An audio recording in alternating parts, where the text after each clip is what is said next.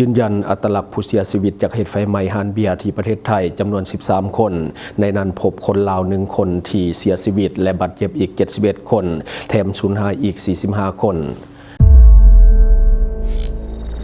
Time to share สัมผัสการเดินทางแบบใหม่ไปกับmigula.com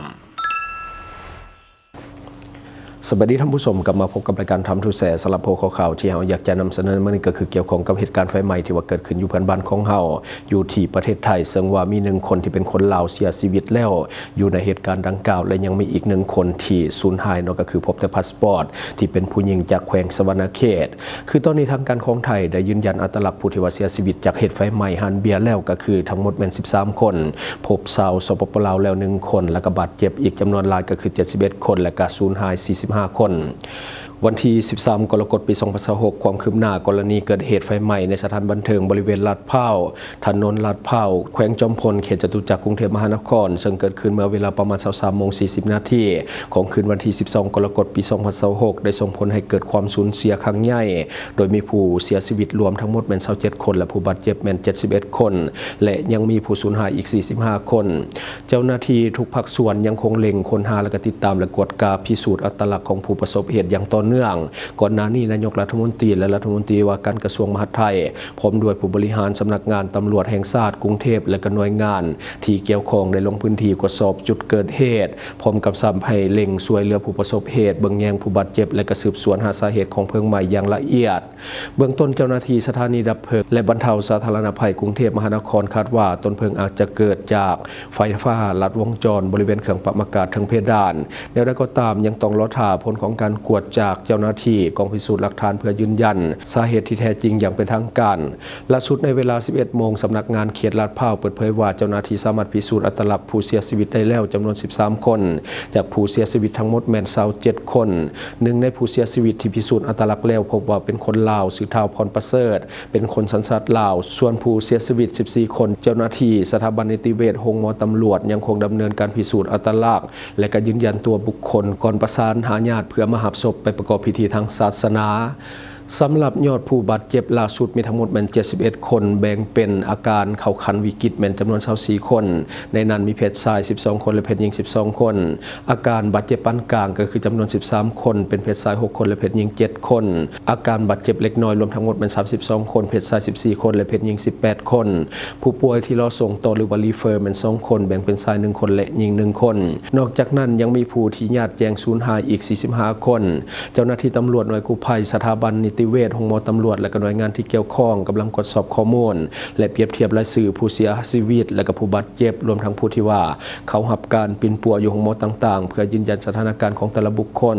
และประสานงานกับญาติอย่างใกล้ชิดขณะเดียวกันเจ้าหน้าที่กองพิสูจน์หลักฐานยังคงเร่งเก็บกำพยานหลักฐานและก็ตรวจสอบระบบไฟฟ้าโครงสร้างอาคารและก็มาตรการเรื่องของความปลอดภัยของสถานบันเทิงเพื่อหาสาเหตุของไฟไหม้ในครั้งนี้อย่างละเอียดก่อนสรุปผลและดำเนินตามกฎหมายต่อไปอันนี้ก็คือในของข่าวสันๆที่ว่าเกิดขึ้นก็คือนับว่าเป็นโศกนาฏกรรมครั้งใหญ่ที่ว่าเกิดขึ้นกับมีผู้เสียชีวิตจำนวนหลายหลังจากที่เคยเกิดขึ้นมาก่อนหน้านี้ก็คือผับสันติกาหรือว่าสันติกาผับที่ว่าเคยเกิดเหตุการณ์ไฟไหม้และมีผู้เสียชีวิตจำนวนหลายในหลายปีที่ผ่านมาภาพที่เผยแพร่ในโซเชียลของไทยในตอนนี้ก็คือมันแสดงให้เห็นซากศพและก็อาการของผู้บาดเจ็บแม้นบ่สามารถนำมาให้ท่านผู้ชมได้เบิ่งนำกันเนื่องจากว่ามันเป็นภาพที่ค่อนข้างสะเทือนขวัญอย่างรุนแรงถึงแม้นเจ้าหน้าที่ทุกภาคส่วนจะเล็งให้การช่วยเหลือเต็มที่ก็ตามแต่ว่าจำนวนผู้เสียชีวิตก็ยังคงเพิ่มขึ้นอย่างต่อเนื่องในสถานที่เกิดเหตุได้มีพาสปอร์ตที่เป็นของคนลาว1คนได้ตกเหี้ยเจ้าหน้าที่ฝั่งไทยได้ประกาศตามหาญาติพี่น้องของคนลาวให้ไปกวดเบิ่งซากศพหรือว่าไปกวดอัตลักษณ์ของผู้เสียชีวิตในพาสปอร์ตระบุชื่อนางป๊อกกี้ซึ่งเป็นคนจากแขวงสะวรรณเขตได้ไปเที่ยวในสถานบันเทิงดังกล่าวนายกรัฐมนตรีของไทยก็ได้เทคแอคชั่นไวก็คือลงติดตามเหตุตั้งแต่ตอนกลางคืนรวมทั้งผู้ว่าชัดชาติที่เป็นผู้ว่ากรุงเทพมหานครถ้าเรื่องนี้เรามีรายงานความคืบหน้าเพิ่มเติมทางรายการของเราจะมาอัปเดตสู่ท่านผู้ชมได้ฟังน้ำกันเพราะว่าตอนนี้คนลาวเสียชีวิตแล้ว1คนแต่ยังมีอีก1คนที่พบพาสปอร์ตแต่ว่าบ่พบตัวเจ้าของเราต้องได้ทาญาติคำมายืนยันอีกเทื่อนึงจะได้ก็ตามแสดงความเสียใจกับครอบครัวของผู้เสียชีวิตที่เกิดจากเหตุการณ์ในครั้งนี้ด้วยเราขอให้เรื่องนี้เป็นอุทาหรณ์สอนใจสำหรับผู้ที่ว่าจะไปเที่ยวสถานบันเทิงก็ควรเลือกที่นั่งให้มันใกล้กับทางออกที่สุดจุดที่อันตรายที่สุดแม่นด้านหน้าเวที บัดนี้มาต่ออีกข่าวหนึ่งน่าสนใจก็คือจับกลุ่มหนุ่มลาวอายุเพียง19 ปีก็คือคนยาไอซ์จำนวน14 กิโลกรัมภายใต้ปฏิบัติการน้องคายเมืองปลอดภัยก็คือ90 วันปราบปรามยาเสพติดผู้สื่อข่าวรายงานว่าเมื่อวันที่11 กรกฎาคม ปี 2026 เจ้าหน้าที่ของไทยได้ร่วมกันจับกลุ่มผู้ต้องสงสัย1 คนก็คือท้าวฟิล์มเนามณีอายุ19 ปีเป็นคนสัญชาติลาวอยู่บ้านมักนาวพร้อมกับของกลางก็คือยาไอซ์จำนวน14 กิโลกรัมการจับกลุ่มครั้งนี้ได้เกิดขึ้นที่รีสอร์ทแห่งหนึ่งที่ตำบลโพไซอำเภอเมืองหนองคายจังหวัดหนองคายเจ้าหน้าที่ได้แจ้งข้อกล่าวหาก็คือจำหน่ายยาเสพติดให้โทษประเภทหนึ่งก็คือยาไอซ์โดยมีไว้ในครอบครองเพื่อการจำหน่ายโดยบ่ได้รับอนุญาตเป็นการกระทำเพื่อการฆ่าก่อให้เกิดการแพร่ระบาดในกลุ่มประชาชนอันส่งผลกระทบต่อความมั่นคงของรัฐหรือว่าความปลอดภัยของสาธารณะนอกจากนั้นผู้ต้องสงสัยยังได้ถูกแจ้งข้อกล่าวหาก็คือเสพยาเสพติดประเภทหนึ่งโดยผิดกฎหมายและเป็นคนต่างด้าวหลบหลีกเข้าเมืองโดยผิดกฎหมายเช่นกัน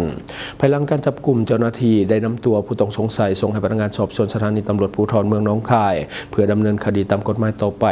อันนี้คือในของข่าวเนาะอายุ59 ปีแต่ว่าคิดกันใหญ่ก็คืออยากจะรวยทั้งรัฐแต่เบิ่งดีๆแล้วน่าจะเป็นเพียงผู้รับจ้างขนยาซื่อๆน่าจะบ่แม่นเจ้าของยาไอซ์จำนวน19 กิโลกรัมตีเป็นมูลค่าในประเทศไทยตอนนี้ก็บ่ต่ำกว่า10 กว่าล้านอยู่แล้วเนาะบัดนี้มาต่ออีกข่าวหนึ่งเกี่ยวข้องกับยาเสพติดเช่นเดียวกันก็คือตำรวจของลาวและเวียดนามได้ร่วมกันจับกุมผู้ต้องสงสัย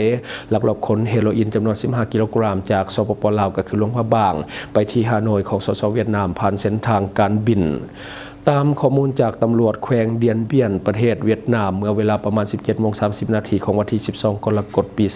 2026ขณะปฏิบัติงานก็คือตำรวจแขวงเดียนเบียนที่ประจำอยู่สปป.ลาวได้ร่วมมือกับบรรดาหน่วยงานกระทรวงความสงบเวียดนามและก็เจ้าหน้าที่ตำรวจของสปป.ลาวกวดพบและก็จับกุมผู้ต้องสงสัย1 คนในข้อหาครอบครองยาเสพติดที่ผิดกฎหมายการจับกุมดังกล่าวก็คือเกิดขึ้นที่สนามบินนานาชาติหลวงพระบางเมืองหลวงพระบางของสปป.ลาวผู้ต้องสงสัยชื่อเท่าปิกะเกสตูติส